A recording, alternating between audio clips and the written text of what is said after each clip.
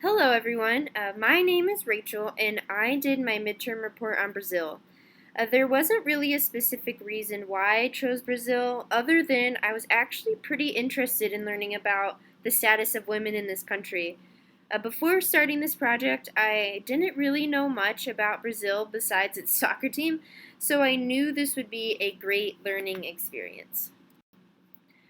First, before diving into my thesis and the bulk of the report, I thought it might be important to provide some background information on the demographics of Brazil, sort of in order to kind of paint a small picture of what the country looks like right now.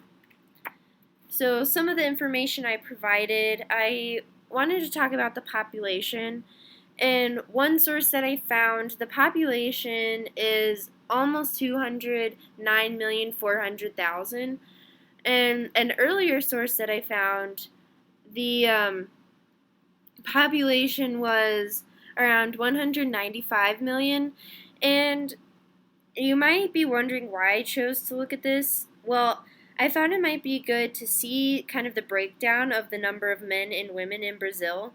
And I found that it is true that there are more women in Brazil than there are men. So that's kind of something to keep in mind while thinking of women and the status of women in Brazil.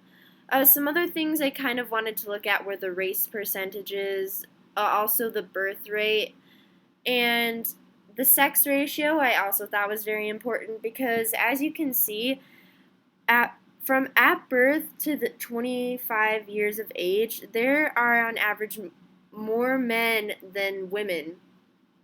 But as you go further on from 25 years of age to 65 and older, there actually seems to be more women than men in this age group.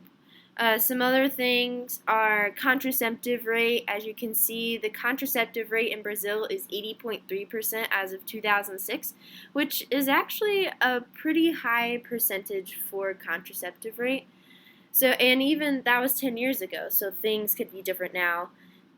And also the health expenditures in Brazil spend about 9.7% of the gross domestic product on health expenditures, and that was back in 2013.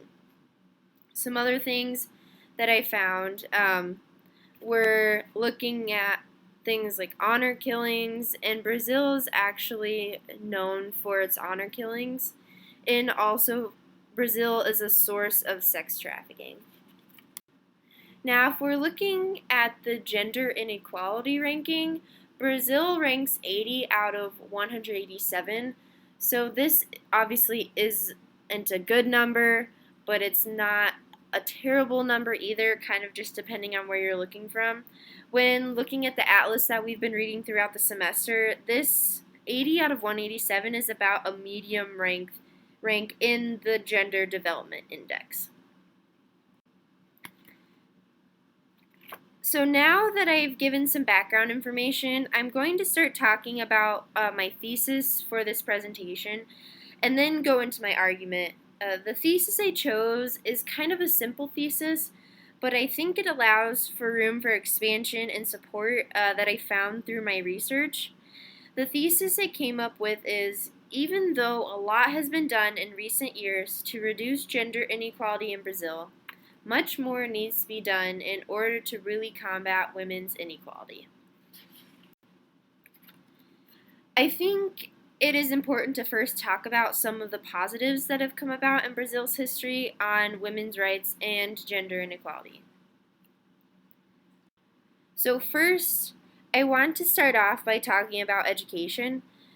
Throughout this course and throughout the readings in our main textbook and other little readings, it has become obvious that education, or lack of, plays a big role on women's status in most, if not all, countries. Brazil isn't any different. However, a lot of positives have come out of education in Brazil. For example, illiteracy rates for women aged 15 years and older fell from 20.3% in 1991 to 13.5% in 2000, and then dropped even lower to 9.8% in 2008. So who even knows, it would probably drop even more now. That's 2016. Also, it was found that in 2007, 53.3% of newly enrolled university students were women. Females tend to represent a majority at every level of education in Brazil, which is actually really surprising. So to me, education has improved for women and seems to be a high priority in Brazil. Another area that has seemed to improve is women in the workforce. It seems obvious that in order for women to lead successful lives, they need to be able to be in the workforce and also stay there. It seems that in Brazil, this idea is becoming more of a reality. For example, the percentage of women in the workforce rose from 52.8% to 57.6% from 1999 to 2009. This increase of more than 5% occurred over only 10 years. Also, women with formal jobs increased from 41.5% to 53.2% in the same amount of time as before. So that's also a really big increase. One huge step also for women in Brazil was the election of the first female president. Dilma Rousseff was sworn into office in January of 2011. So this was only 5 years ago, but still that's 5 years of a woman being the main person in office. This is also just an image that I found online. I was looking up images and quotes for women's inequality and equality in Brazil, and I found this one, which I thought was really interesting because it mentions like more of a patriarchal society, which Brazil was for a really long time. And the quote says, "The patriarchal machista culture infantilized the women. We wanted them to know they had other options." And this is very important because obviously we want women to know that the life they're leading, whether it be good or bad, there are other options for them.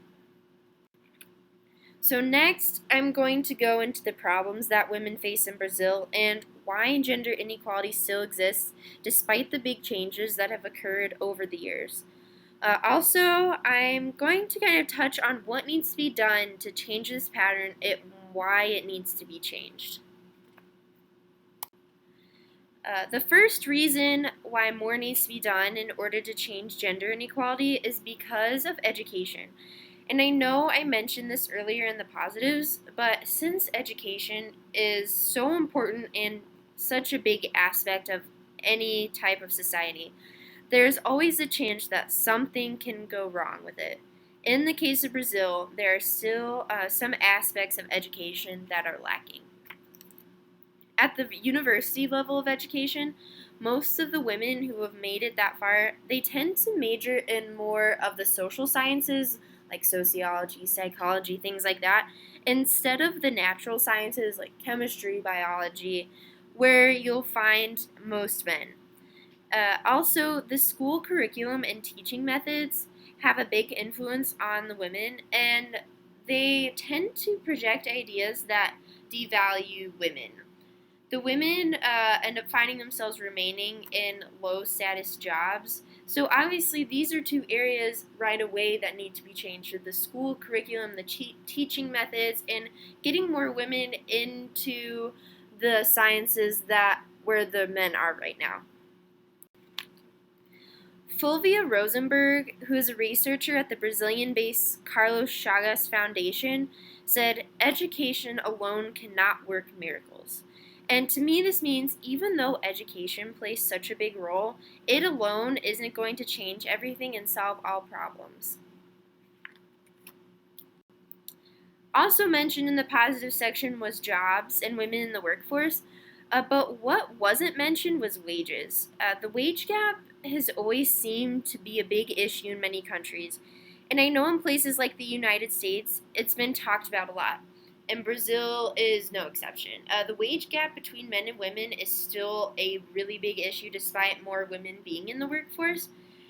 For example, in 2008, women's wages were 84% of men's. That's a 16% difference for doing the same amount of work. What kind of lesson does that teach women? That no matter how much you work, you'll never be good enough to make the same amount of money as men? At least that's what it seems like it is for me. Another statistic that is even more shocking is the fact that women in Brazil with 12 years of education and more only earn 58% of what men with the same amount of education made. As mentioned earlier, education isn't going to change things because these women do have the same amount of education as the men. Shuma Shoemaker of the Non-Governmental Human Development Network of Brazil said superior educational achievements made by women have had no impact on their treatment in the workforce, where they continue to face major disadvantages when it comes to employment conditions, negotiations, and promotions.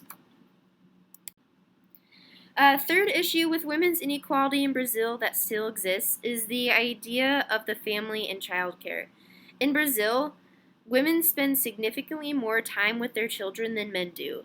For example, in 2010, women spent on average 25.1 hours per week with the children and also doing housekeeping, which that might not seem like that much, but men only spent on average of 10 hours per week with the children and doing house cleaning.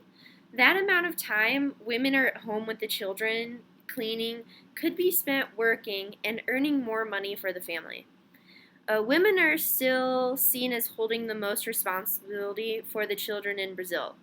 So when only 18% of kids under 3 are in daycare and most kids only go to school half day, women really are limited in the work they can do because they're expected to care for the children. Rosenberg also stated that as long as childcare is not available for all families, there will be no structural changes in women's participation in the labor market. So a pattern begins to emerge when one sees that all three issues so far are related in one way or another. So even though these are three important issues, there are still many other problems that exist with gender inequality. And another that I would kind of talk about is the sex industry. And one shocking thing is women in Brazil are found to sometimes be working with their daughters in the sex industry in order to be making more money. Learning this, it's easy to relate this back to the other problems involving education, jobs, and childcare/family, because sometimes, I guess, for some women, bringing your child to work is the only way that they can make money and also take care of the children. So, what is being done to bring attention to these issues? I found that music is one thing that is starting to make an impact. The music form known as funk, carioca, was a male-dominated industry until recently in Brazil. It is now being used as a voice for feminism. The music being sung by women, whose names they call funkeras, talks mostly about sex and sexual equality for women. This music and the women singing it are really empowering people, and especially empowering poor women. One funkera her name is Valeska Popozuda, and her music had more of a sexual tone to it, and she found that more men were interested in her music than women, and that kind of upset her. So she then changed her style a little bit, and she changed her lyrics in order to help empower women instead. And originally that wasn't her intention, but she's been really happy with the results so far. One of her songs, and also her biggest hits, is called "Now I Become a Whore," and this song is about a woman who had been cheated on and beaten by her husband, and in order to exact revenge, is now sleeping with someone else in order to teach him a lesson, sort of. This is actually a link to her YouTube page, and this is kind of a screenshot of her main page. So most of her music is going to be either in Portuguese or Spanish, and I tried to find some where it has some translations. And the first video that pops up, it does have an English translation, but it's a little hard to understand, but you can kind of get the general idea that she made this video in order to show women being able to work like the men are able to work. So kind of wrapping things up, as you can see, even though women in Brazil are seeing changes, more needs to be done, especially in the areas of education, wages and jobs, and childcare in the family. Whether it be through things like music or other cultural artifacts, more people need to know about what women are experiencing. Improving these areas isn't going to completely change around the status of women, but they will really improve their lives. And this last slide here, these are just all the sources, the websites, the books that I used throughout this presentation. Thank you so much for listening.